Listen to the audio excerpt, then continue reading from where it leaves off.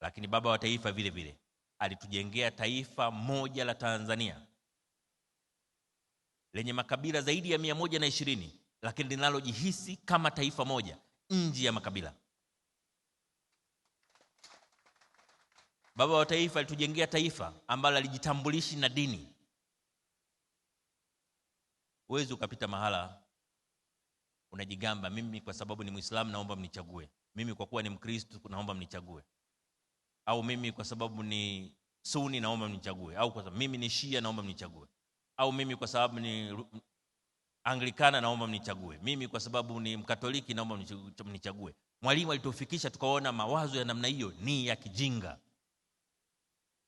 Kafanya taifa letu liwe taifa moja lenye mshikamano kama taifa.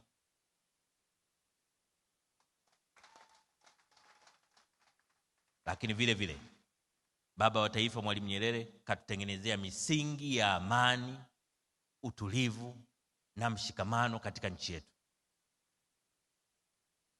Yeye hana deni katika hapo alipotufikisha. Tukiharibu tumeharibu sisi wenyewe.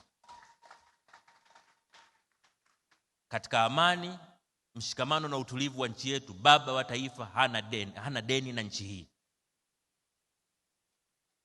Ametufikisha mahala ambapo tukiharibu tumeharibu sisi wenyewe, na tutakaojilaumu ni sisi wenyewe.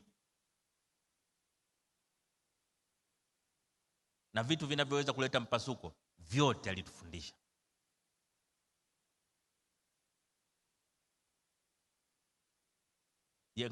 Ukiendekeza mambo ya ubaguzi wa dini, kabila, eneo mtu analotoka,